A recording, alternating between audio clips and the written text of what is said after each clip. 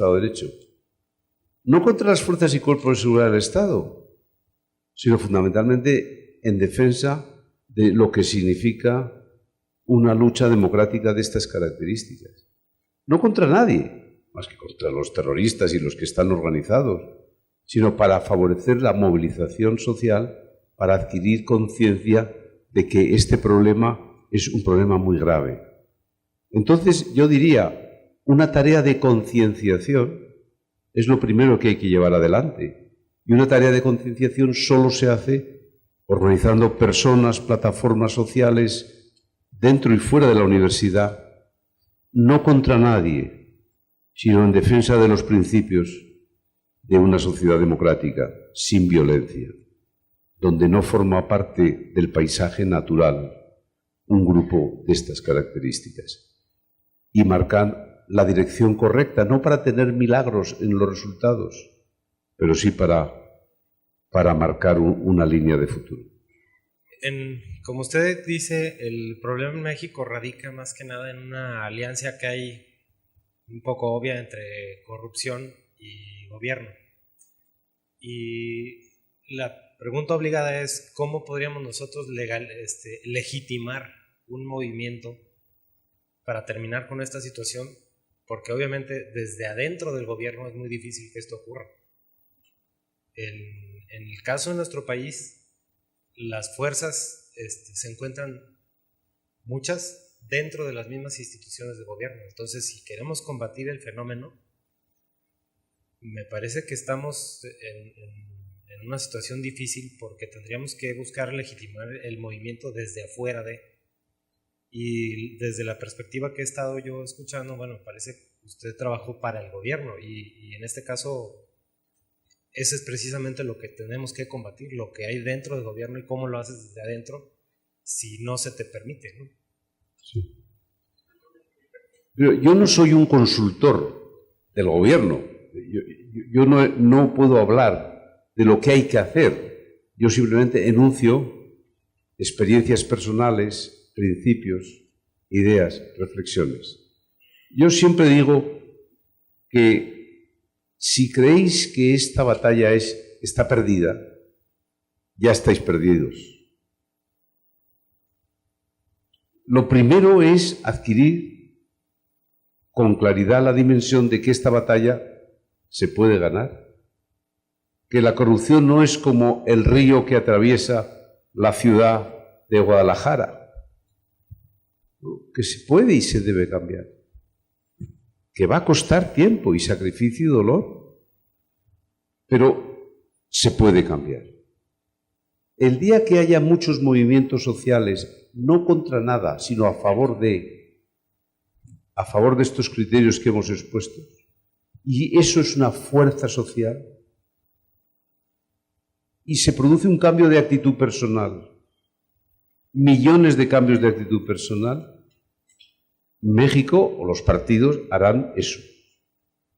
Pero si no se hace nada porque es imbatible este fenómeno, estamos perdidos o estáis perdidos. Sí, bueno, buenas tardes, doctor. Escuchándolo y viendo la realidad o la situación de nuestro país, uno va viendo, como usted dice, que se trata esto de una batalla cultural, pero hasta el momento pareciera que la batalla cultural pues la llevamos un tanto, si no perdida, sí bastante complicada, porque la realidad es que en México la criminalidad y la desconfianza hacia las autoridades lo tiene contaminado todo. O sea, a nivel cultural es muy frecuente cómo ha proliferado en los últimos 15 años para acá toda una moda, todo un gusto por las cuestiones de los criminales que son vistos incluso como héroes, porque la gente ve en el gobierno una especie de enemigo. Es decir, en México hemos sufrido desde hace décadas una serie de gobiernos corruptos o que no han cumplido las promesas, que siempre nos han pintado que ahora sí, que México va a desarrollarse, que se van a hacer tales o cuales proyectos, y al final no hay nada, la gente sigue en pobreza, un crecimiento económico pobre, los políticos dándose vidas de lujo, una enorme corrupción que todo el mundo la ve. y resulta que el criminal es visto como una especie de Robin Hood, como una especie de héroe que se lanza en contra de un gobierno injusto y que por el contrario esta persona demuestra que siendo alguien del pueblo puede llegar a obtener riqueza y poder y hasta burlándose del gobierno, algo que la gente lo festeja, ¿no? Por otro lado, también tenemos que en cuanto a la difusión de valores morales, de valores que sirvan como un anclaje para nuestra sociedad, hay el gran problema que aquí en México, al igual que en Francia, desde el siglo XIX existe un discurso jacobino muy radical, enraizado en nuestro sistema educativo, sobre todo en las instituciones públicas, en que el hablar acerca de cuestiones morales es censurado o es visto como algo ya rayano en lo religioso y que va en contra de la laicidad del Estado, que es visto como una especie de dogma sagrado en el Estado mexicano desde Benito Juárez en 1860, ¿no? Entonces ahí es donde tenemos varios problemas que dificultan esta batalla cultural. O sea, es muy difícil encontrar por dónde empezar. ¿Usted qué opinaría? ¿Por dónde se iniciaría? ¿Por el terreno educativo o por el terreno de las fuerzas de seguridad y de retomar la confianza? Que ahí el problema para empezar está en lograr que las fuerzas políticas logren unificar esfuerzos y dejen de estar usando la cuestión de la inseguridad, como lo vimos en el reciente caso de Iguala, de la desaparición de los estudiantes, en que estuvo implicado un presidente municipal de un partido de izquierda, y estos muy hábilmente, en lugar de colaborar con el gobierno federal, pues resulta que le echaron la culpa al gobierno federal y lo usan ahora como una bandera política en contra del gobierno del presidente. Entonces, ahí es donde vemos que también está muy complicado el que los partidos dejen de lado sus intereses para unirse en un esfuerzo conjunto en contra de la criminalidad. Muy bien. Vamos a ver. Tú dices, ¿por dónde empezaríamos? ¿O por dónde empezarías? Esa es la pregunta que haces. ¿Por dónde se empezaría? Por ti, por uno mismo. No pienses tanto en los partidos. ¿Tú qué haces para que haya una determinada cultura en esta materia?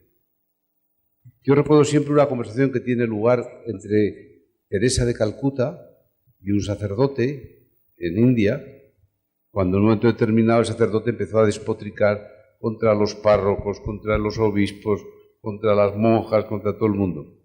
Y entonces decía, y aquí esto hay que cambiarlo, y seguía con su discurso. Y en un momento determinado le pregunta a Teresa de Calcuta, ¿y por dónde empezamos, Teresa, en esta situación? Y Teresa de Calcuta le dijo, por usted mismo. Dijo, por nosotros mismos. Entonces siempre cuando hay algo, siempre lo que sabemos es muy difícil. Robin Hood, miedo reverencial en el territorio donde se actúa. Claro que la situación es difícil, pero tiene que empezar uno por uno mismo. Siempre cuando hay un problema, siempre te fijas en lo mal que lo hacen los demás. Pero como esto solo tiene una respuesta en un cambio de actitud personal, yo diría, y de uno mismo. Y siempre, por poco que pueda hacer, uno siempre puede hacer más de lo que hace hoy. Porque siempre viendo lo mal que lo hacen los partidos, los gobiernos, los demás. ¿Y qué hacemos nosotros? Nosotros, como insisto, no hay que hacer cosas contra nadie. Hay que prestigiar el Estado de Derecho.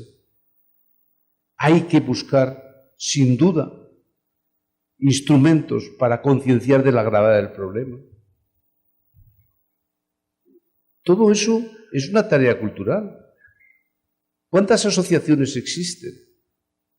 ¿En cuántas asociaciones participas? Esa es la pregunta que hay que hacerse.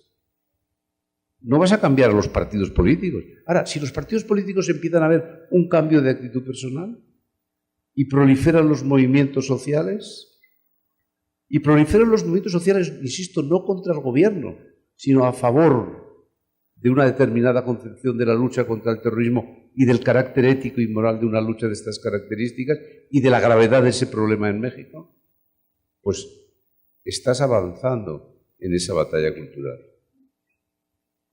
Eso es lo que a mí se me ocurre. La otra reflexión, yo estoy de acuerdo con todo lo que has dicho, de que en nuestra sociedad, la francesa, por ejemplo, hay un laicismo radical exagerado. Por eso hoy nace un frente nacional. En Francia el primer partido está a punto de ser el Frente de la Nación. ¿Por qué? Pues porque se ha creado una sociedad que ha estado en la vanguardia de la no creencia, de los no valores. Como si una sociedad no tuviese que tener valores, no digo religiosos, digo morales. Donde realmente, claro que tienes que tener una determinada posición. No eres neutra en el ámbito de los valores. Y esta es una crisis de valores. Pero, repito, empezando por uno mismo. Buenas tardes, mi nombre es Saraí y yo quisiera más que nada que nos compartiera cuál ha sido, su lema, porque, bueno, sabemos el concepto que las naciones tienen de México, pero vemos que los políticos han desprivilegiado lo que son nuestro derecho, pero a usted como funcionario de gobierno en su país, ¿qué es lo que a usted le ha servido para no corromperse o para no mezclarse o no dejarse llevar por aquellas personas que como en México, aquí en los políticos se dejan llevar por los criminales, por aquellas organizaciones criminales? ¿A usted qué es lo que le ha servido? ¿Cuál es su lema principal? Yo no tengo ningún lema. Y yo tampoco quiero aparecer como un ejemplo. No. Yo lo que sí digo, lo que comencé diciendo, las personas que hagan frente a este fenómeno tienen que tener una dimensión moral y ética de su acción. Eso es lo más importante. Tienes que creer en unos valores para poder soportar una lucha de estas características. Y por eso, en mi opinión, eso es lo más importante. Es la profundidad, la raíz de tus convicciones. La crisis que vivimos es una crisis de la persona. La manera de ser de las personas es la causa de la crisis. La solución también estará en un cambio de actitud de las personas. Quizás yo apunte a que la solución es un cambio de actitud personal. Y si hay un cambio de actitud personal, habrá políticos que quieran representar ese cambio social, profundo, cultural que se produce en una sociedad. No hay lema, sino hay simplemente un deseo de tener una dimensión moral y ética en tu comportamiento público. Vamos con la última pregunta.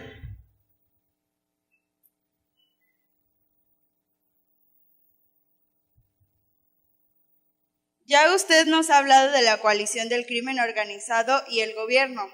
Ahora yo le quiero preguntar qué factor juegan los medios de comunicación en esta batalla. O sea, yo no planteo unas fórmulas para México. Vosotros sois los que tenéis que buscarlas. Yo he visto una película, cuando el último viaje que hice a México, que fue, creo que era La dictadura perfecta. Y yo reconozco que para mí fue una película extraordinariamente interesante. La vi en el mes de noviembre, en mi último viaje a México. Claro, yo pensaba que solo por el hecho de que fuese una película verídica o verosímil, es decir, si es verdad o simplemente es verosímil, pues eso es una película que debe hacer reír y llorar a los que quieren a México, ambas cosas. Bueno, yo creo que esa película tiene, sin duda, una aportación muy importante. Conciencia. Y ese debe ser el papel de los medios de cultura, de los medios de comunicación, de todo lo que hemos hablado. La concienciación de que este problema no debe ser como el afluente del río de tu pueblo, parte del paisaje natural de tu tierra. A eso es a lo que nunca podemos llegar, o no debéis llegar, y esa es mi opinión. Agradecemos con un fuerte aplauso al doctor Jaime Mayor Oreja por su extraordinaria conferencia. Y pedimos al maestro Félix Bodar y al maestro Víctor Márquez se entreguen un reconocimiento a nombre del rector de la universidad, del maestro Miguel Victoria. Los despedimos con un fuerte aplauso, por favor.